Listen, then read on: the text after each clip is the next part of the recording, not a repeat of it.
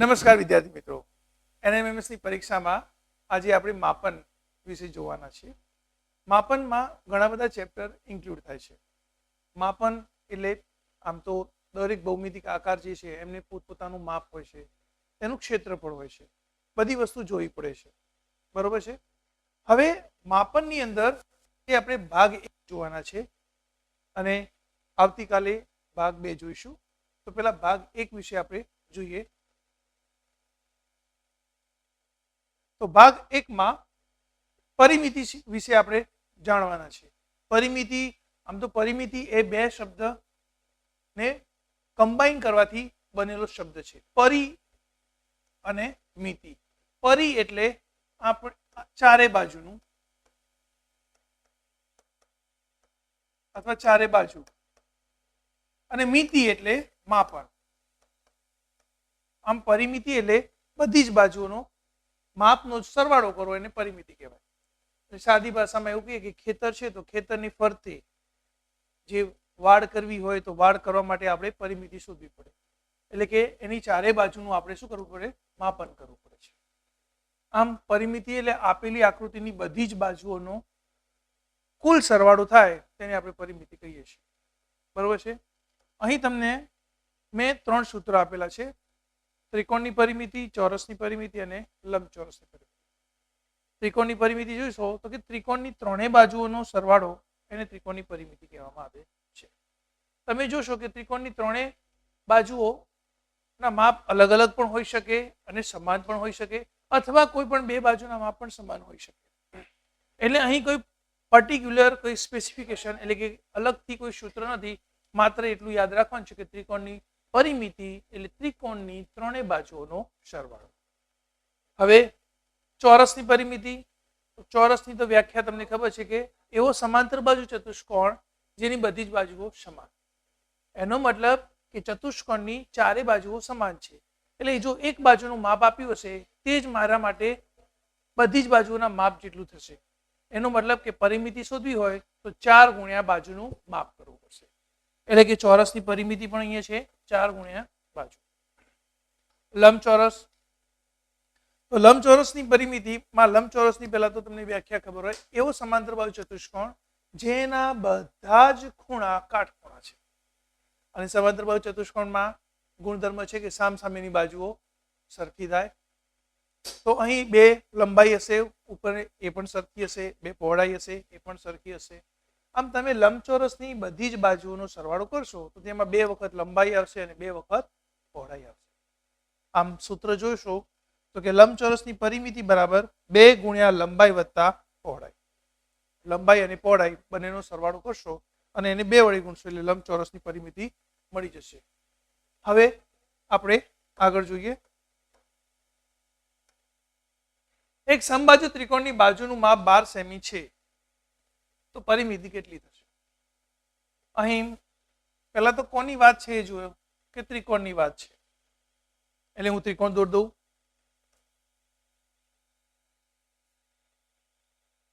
અહીં ત્રિકોણ દોર્યો પણ ત્રિકોણ પાછો કેવો છે? સમબાજુ. એટલે આપણે તેની બધી બાજુઓ સરખી છે માટે દરેકનું માપ આપણે 12 લખીશું.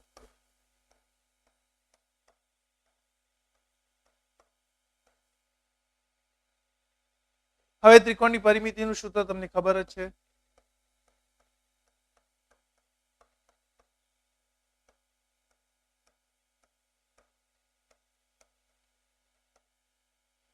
S1 વત્તા S2 વત્તા S3. અહીં S1, S2 અને S3 શું છે એ તમને સમજાવી દઉં. આ S1 એટલે સાઈડ 1, સાઈડ 2, સાઈડ 3. સાઈડ એટલે બાજુ. બાજુ 1 ને આપણે S1 કહીશું, બાજુ 2 ને S2 અને બાજુ 3 ને S3 કહીશું. અહીં તમે જુઓ છો કે સમબાજુ ત્રિકોણ છે એટલે કે બધી બાજુઓ સરખી છે માટે બધાનું માપ તો 12 સેમી આપેલું છે. એટલે હું S1, S2 અને S3 બધાની જગ્યાએ 12 મૂકી દઈશ. એટલે કે 12 વત્તા 12 વત્તા 12. અહીં 12 નો સરવાળો 3 વખત કરવાનો છે એટલે કે 12 તરી 36 માટે 36 અને માપ આપણને સેમીમાં આપેલું છે માટે સેમી. આમ સમબાજુ ત્રિકોણની પરિમિતિ 36 સેમી થશે. આવા બીજા ઘણા ત્રિકોણ વિશે તમે વિચારી શકો, અથવા તમે એવું પણ વિચારી શકો પરિમિતિ આપી છે અને મારે સમબાજુ ત્રિકોણની બાજુનું માપ શોધવાનું છે. એક MCQ તમને હોમવર્કમાં છે કે જો સમબાજુ ત્રિકોણની કુલ પરિમિતિ 48 સેમી હોય તો તેની બાજુનું માપ કેટલું થાય તે તમારે મને કોમેન્ટ સેક્શનમાં જણાવવાનું છે. હવે આગળ એક દાખલો જોઈએ. અહીં તમે જોશો કે સમદ્વિ બાજુ ત્રિકોણમાં સમાન બાજુનું માપ 10 સેમી છે તથા આ ત્રિકોણની પરિમિતિ 35 સેમી છે, તો બાકીની બાજુનું માપ શોધવાનું છે. જો ત્રિકોણના પ્રકાર વિશે તમને ખ્યાલ હશે તો તમને આ દાખલામાં શું આપેલું છે તેનો આઈડિયા ઝડપથી આવશે. અને જો નથી ખબર ત્રિકોણના પ્રકાર વિશે તો ત્રિકોણ વિષય પર મેં બનાવેલો એક વિડીયો છે. આ વિડીયો પૂરો થાય ત્યારબાદ તમે તે વિડીયો જોઈ શકો છો. અહીં સમદ્વિ બાજુ ત્રિકોણ એટલે એવો ત્રિકોણ કે જેની બે બાજુ સમાન છે. અહીં વ્યાખ્યામાં જ ખબર પડી એટલે કે નામ ઉપરથી આપણને આઈડિયા આવી જાય કે સમ દ્વિ બાજુ, બે બાજુ સમાન તેવા ત્રિકોણને આપણે સમદ્વિ બાજુ ત્રિકોણ કહીએ છીએ. અહીં સમાન બાજુનું માપ 10 છે એટલે કે આ ત્રિકોણમાં આ બે બાજુઓ સમાન છે માટે તેમનું માપ 10 છે. હવે હું આનું નામકરણ કરી નાખું એટલે કે ABC નામ આપી દઉં છું ત્રિકોણનું. અહીં ત્રિકોણ ABC ની પરિમિતિ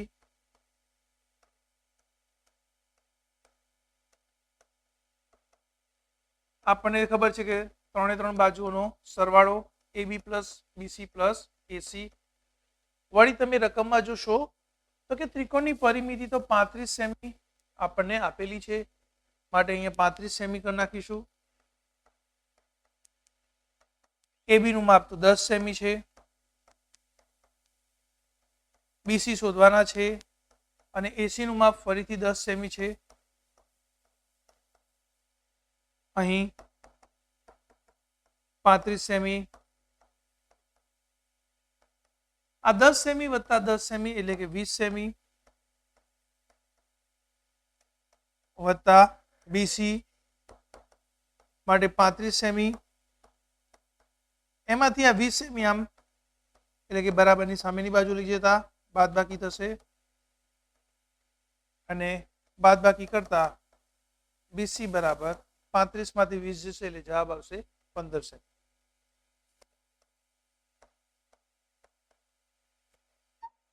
આમ તમને જે પ્રશ્ન પૂછેલો છે કે બાકીની બાજુ, હવે બાકીની બાજુ મારા માટે તો વધી BC જે અહીંયા આપણે ક્વેશ્ચન માર્ક હતો એની જગ્યાએ માપ આવી ગયું છે 15, તો બાકીની બાજુનું માપ 15 સેમી થશે.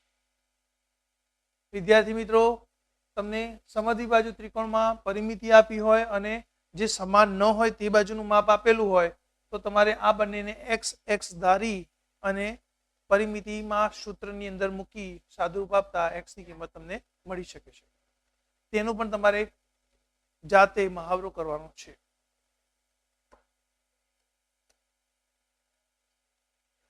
હવે કાટકોણ ત્રિકોણ, ત્રિકોણના મેં 3 પ્રકારને લેવાનો પ્રયત્ન કરેલો છે. અહીં કાટકોણ ત્રિકોણમાં એક બાજુનું માપ 8 સેમી છે અને બીજી બાજુનું માપ 6 સેમી છે, તો પરિમિતિ કેટલી થશે? હવે ખરેખર અહીં કાટકોણ ત્રિકોણમાં કાટખૂણો બનાવતી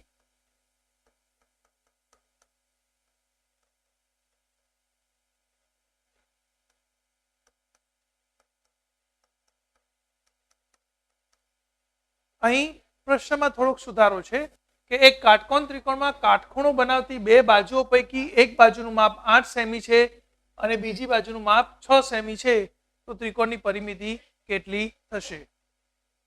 અહીં આપણે કાટકોણ ત્રિકોણ દોરી લઈએ.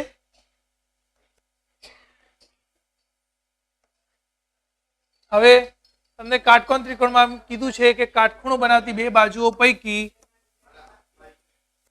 એક બાજુનું માપ 8 સેમી છે અને કાટખૂણો બનાવતી બીજી બાજુ આપણામાં કઈ થશે તે પણ કોમેન્ટ કરજો. જો એક બાજુની મેં AB લખી છે, કાટખૂણો કઈ જગ્યાએ બને છે? તો અહીંયા અને આ બે બાજુઓની વચ્ચે બને છે માટે એક બાજુ AB તો બીજી બાજુ BC થશે.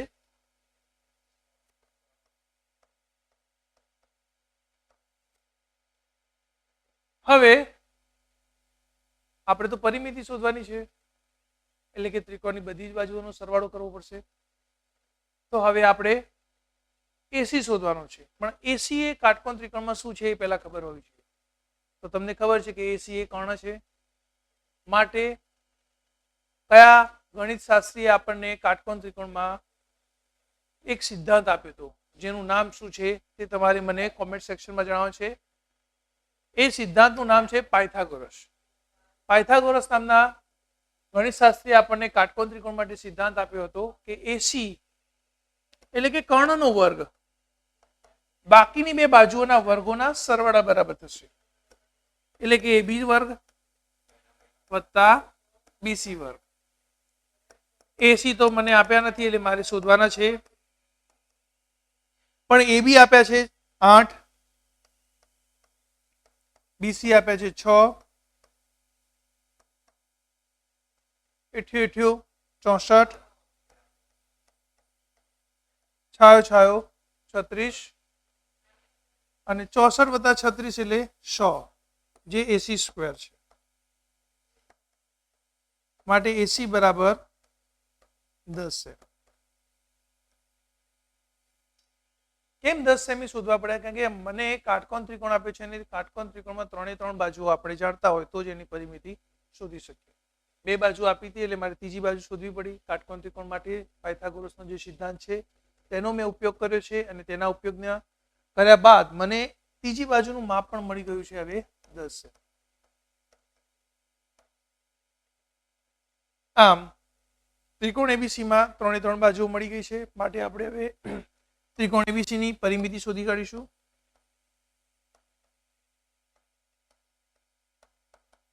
જેમાં AB plus BC plus AC. AB એટલે 8 સેમી, 6 સેમી અને 10 સેમી એટલે જવાબ આવશે 24.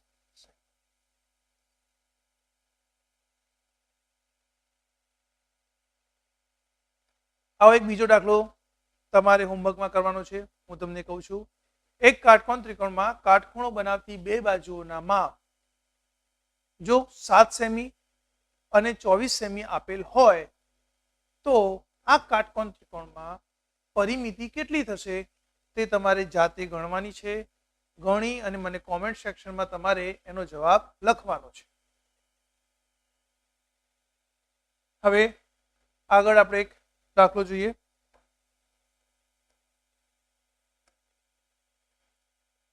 એક લંબચોરસની લંબાઈ 15 સેમી છે અને પહોળાઈ 10 સેમી છે તો લંબચોરસની પરિમિતિ કેટલી થાય? અત્યાર સુધી આપણે ત્રિકોણના રિલેટેડ પરિમિતિના દાખલા જોયા હતા. હવે આપણે લંબચોરસ માટે સ્પેશિયલ જોઈશું કે લંબચોરસની પરિમિતિમાં લંબાઈ મને આપી દીધી છે 15 સેમી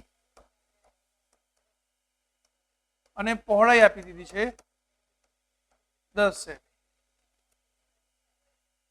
હવે લંબચોરસની પરિમિતિ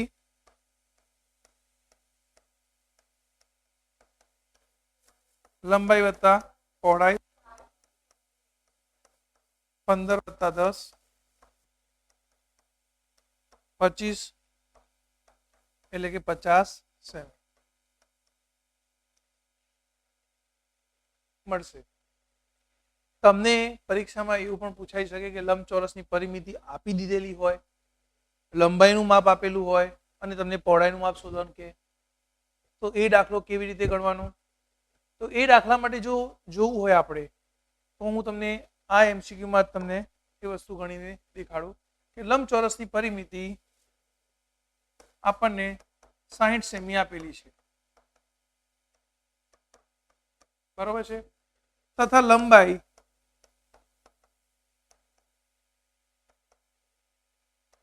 20 સેમી છે તો પહોળાઈ કેટલી થશે?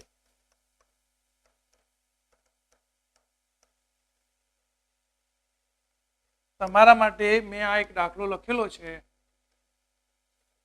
બરોબર છે, કે એક લંબચોરસની પરિમિતિ 60 સેમી છે, લંબાઈ 20 સેમી છે તો પહોળાઈ કેટલી થશે? તો એકદમ ઇઝીલી તમારે જો શોધવું હોય તો પરિમિતિને 2 વડે ભાગી નાખો એટલે જવાબ આવશે 30, બરોબર છે. આ 30 જે છે ને એ લંબાઈ અને પહોળાઈનો સરવાળો આવશે. હવે તમને લંબાઈ તો 20 આપેલી છે, તો તમે વિચારો કે પહોળાઈ હું કેટલી મૂકું તો આન્સર 30 આવશે. તો તમે 20 ની અંદર કેટલા ઉમેરશો તો જવાબ 30 આવશે? યસ, જવાબ આવશે 10. આમ લંબચોરસની પહોળાઈ 10 સેમી હશે તો અને લંબાઈ 20 સેમી તો આપેલી છે, તો જ આપણને પરિમિતિ કેટલી મળશે? 60 સેમી. આવા પણ એમસીક્યુ પૂછાય છે, એટલે એનો પણ તમારે મહાવરો કરવાનો છે. હવે આગળ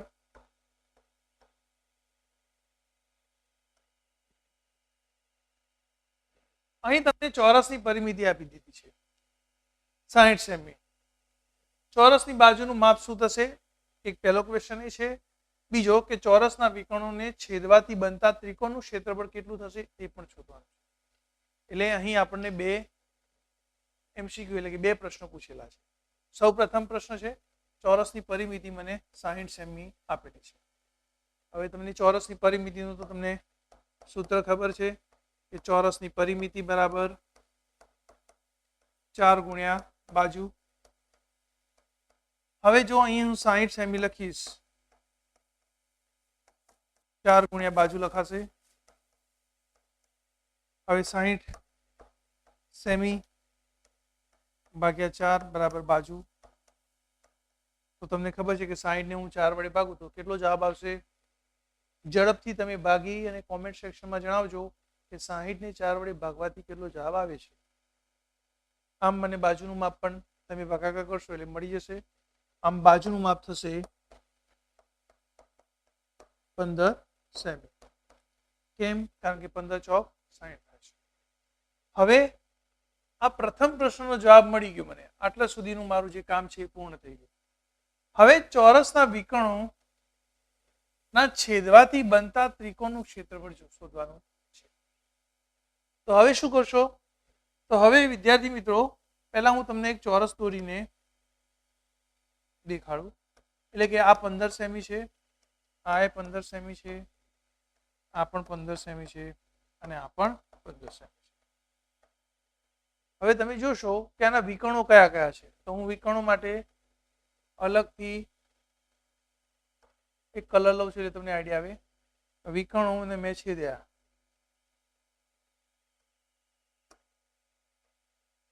અહીં વિકર્ણોને છેદવાથી 4 ચોરસ બન્યા. નંબર 1, 2, 3 અને 4. 4 ચોરસ નહીં, 4 ત્રિકોણ બન્યા. બરોબર છે? અહીં 4 ત્રિકોણ બન્યા છે. હવે પહેલા મારે આ ત્રિકોણનું ક્ષેત્રફળ શોધવાનું છે. અહીં આ 4 ત્રિકોણનું ક્ષેત્રફળ સરખું થશે. એટલે મને જો ચોરસનું ક્ષેત્રફળ મળી જાય તો એને હું 4 વડે ભાગું તો મને આ ત્રિકોણનું ક્ષેત્રફળ મળી જાય. હવે ચોરસનું ક્ષેત્રફળ, હવે માપનની અંદર પરિમિતિ શીખતા હતા પણ જોડે જોડે આપણે ચોરસનું ક્ષેત્રફળનું પણ આવી ગયું. તો હવે ચોરસનું ક્ષેત્રફળ કેવી રીતે શોધશું? તો ચોરસના ક્ષેત્રફળ માટેનું સૂત્ર છે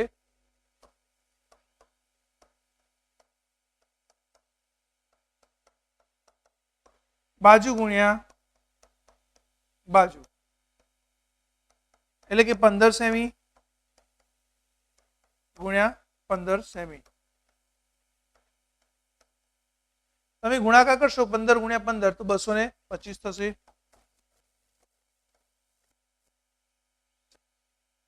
હવે આખા ચોરસનું ક્ષેત્રફળ 225 ચોરસ સેમી આવી ગયું છે. મારે તો એક જ ત્રિકોણનું ક્ષેત્રફળ શોધવાનું છે. તો હવે ત્રિકોણનું ક્ષેત્રફળ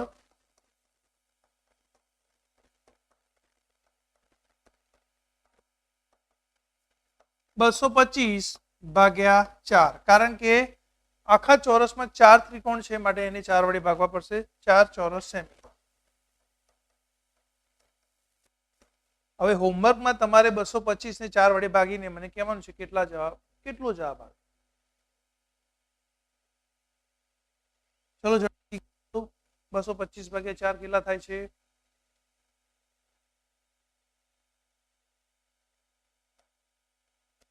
5 ચોક 20, 2 વધી વધશે 5 ઉપરથી આવશે એટલે 25 થશે, એટલે 6 ચોક 24, પછી 1 વધશે, પાછળ 0 લગાવતા 10 થશે, એટલે 4 દુ 8, 10 માંથી 8 જશે એટલે વધશે 2, પાછળ ફરીથી એક શૂન્ય મૂકતા 20 થશે, અને 5 ચોક 20, આમ 56.25 ચોરસ સેમી એ મારા આ એક ત્રિકોણનું ક્ષેત્રફળ થશે. તમને બધાને ખ્યાલ આવી ગયો હશે ને? હવે આગળના એમસીક્યુ તરફ જોઈએ આપણે. પરીક્ષામાં તમને આવો દાખલો પણ પૂછાઈ શકે કે બાજુમાં આપેલી આકૃતિ જે છે તેનું પરિમિતિ શોધવાની છે આપણે. અહીં મેં તમને થોડું ડાર્ક કરીને દેખાડ્યું છે. હવે હું તમને અહીંયા માપ લખી કાઢું. આ જે છે એ 6 સેમી છે અને આ જે છે એ 3 સેમી છે. આનું માપ છે 1 સેમી, અને આનું માપ છે 2 સેમી, અને આનું માપ છે 2 સેમી. હવે તમારે આ આકૃતિ જે છે તેની પરિમિતિ શોધવાની છે. ફરીથી મેં તમને કીધું પરિમિતિ એટલે બધી જ બાજુનો સરવાળો. જ્યારે આવો દાખલો પૂછાય ત્યારે સૌ પ્રથમ તમારે એક નામકરણ કરી નાખવાનું જેથી તમને ઈઝી પડે. તો કે A, B, C, D, E, F, G અને H. હવે તમારે બધી જ બાજુના માપ શોધી કાઢવા. તમને આપેલા જ હશે ડાયરેક્ટ કે ઇનડાયરેક્ટ, તમને તમારી સમજણ મેળવીને તમારે એ શોધવાના છે.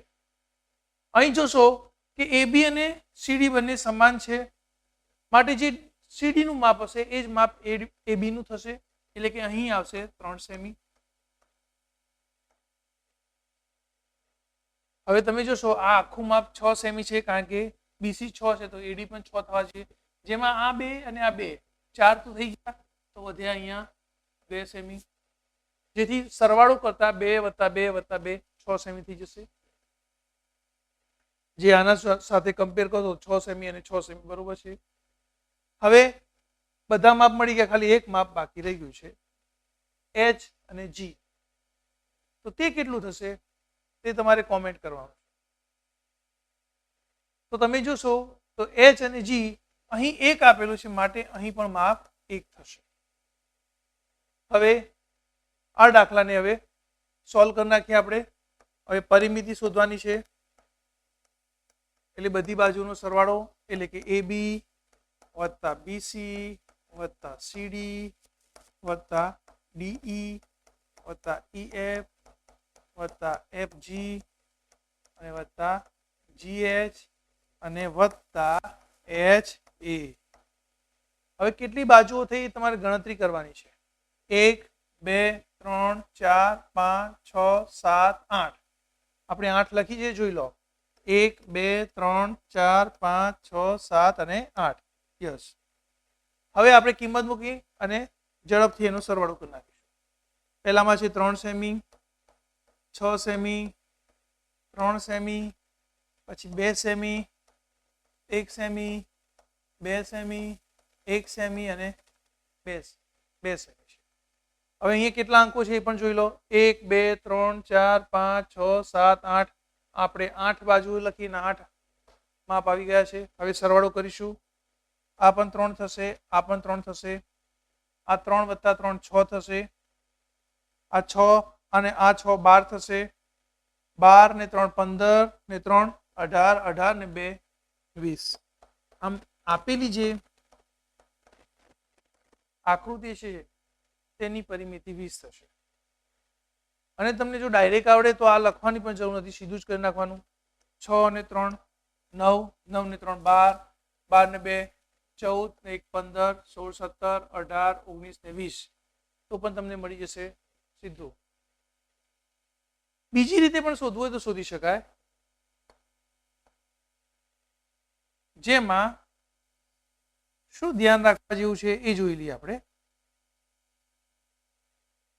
એમાં તમારે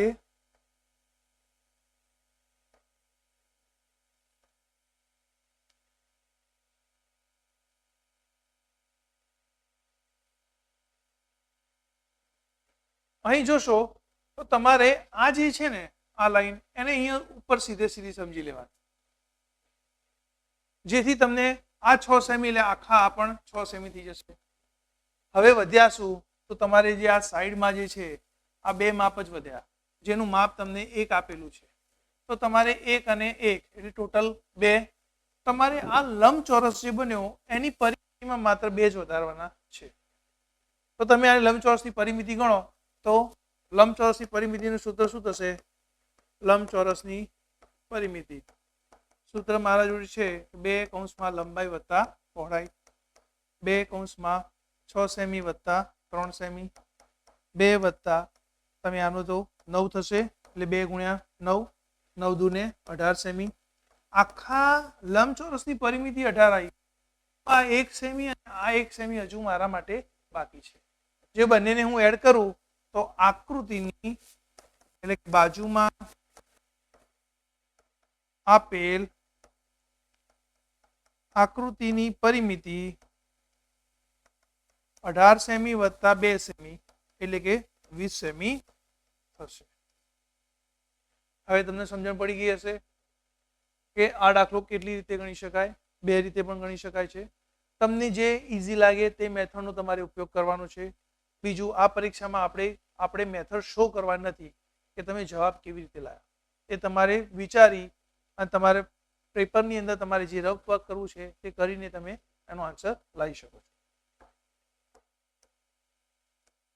બીજો જે એવો દાખલો આપેલો છે મેં, અહીં તમે જોશો તો આ માપ છે આખું એ 5 છે અને આ માપ જે છે એ આખું 8 છે.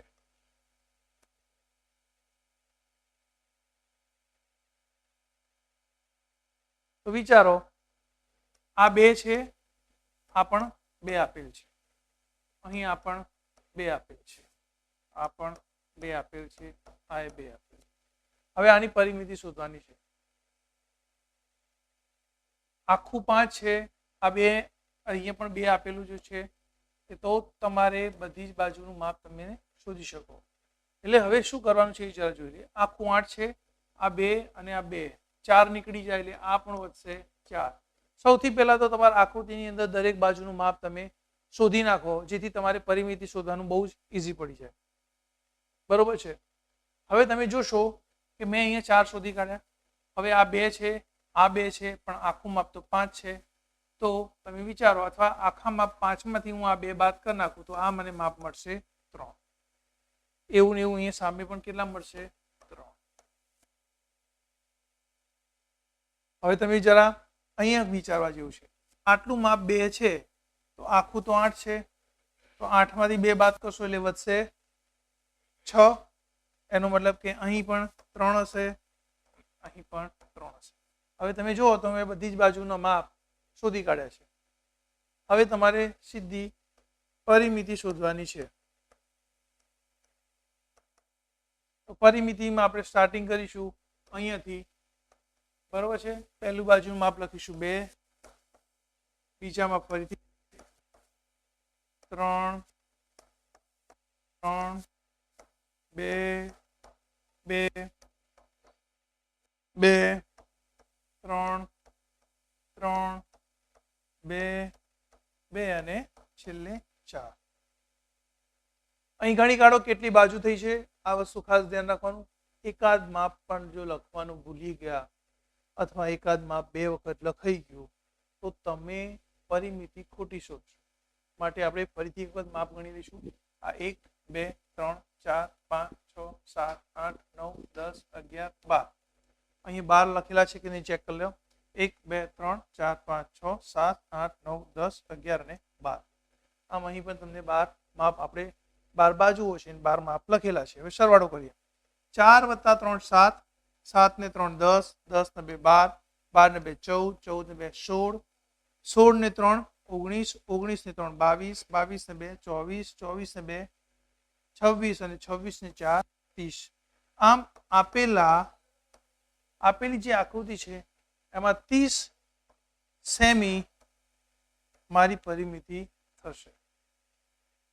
બરોબર. હવે એક એમસીક્યુ જોઈ લઈએ.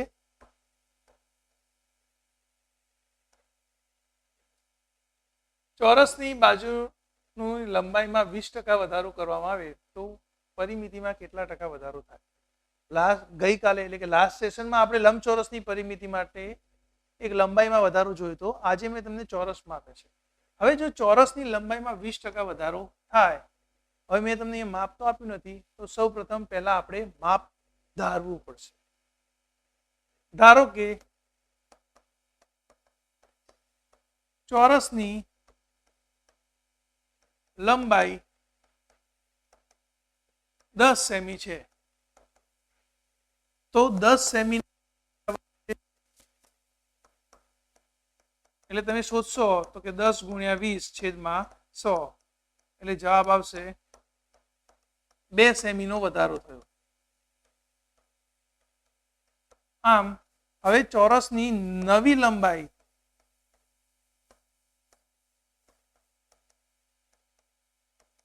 બાર સેમી થશે, કારણ કે 10 સેમી તો ઓલરેડી છે અને 2 સેમી વધી ગઈ. હવે આ જૂની લંબાઈ પ્રમાણે તેની પરિમિતિ કેટલી થશે? તો તમને ખબર છે કે ચોરસની પરિમિતિનું સૂત્ર આપણા જોડે છે કે 4 ગુણ્યા બાજુ, એટલે કે અહીંયા બાજુ આપેલી છે 10. 10 વડે ગુણતા જવાબ આવે છે 40 સેમી. જ્યારે નવી લંબાઈ પ્રમાણે નવી પરિમિતિ કેટલી થશે? હવે તે પણ શોધી કાઢીએ. બાજુનું માપ કેટલું આપ્યું છે? 12 સેમી. એટલે જવાબ આવ્યા 12 ચોક ને 48. હવે મેં પ્રશ્ન શું પૂછ્યો છે તે જોવાનું કે પરિમિતિમાં કેટલા ટકા વધારો થશે. અહીં જૂની પરિમિતિ 48 છે અને લંબાઈમાં વધારો થયા બાદ જે મળતી નવી પરિમિતિ છે એ 48 છે, તો કેટલા એકમ વધારો થયો?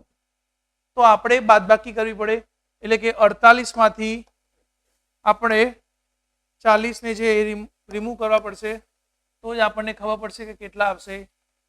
બરોબર છે? તો અહીં પરિમિતિમાં થયેલો વધારો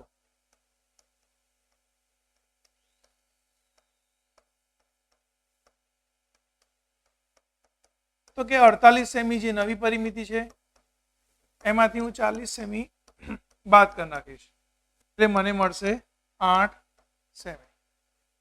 હવે આપણે તો આ વધારો ટકામાં શોધવાનો છે, તો હવે પાછું આપણે ટકા શોધવા માટે શું કરીશું એ જોઈ લઈએ. તો પરિમિતિમાં થયેલો વધારો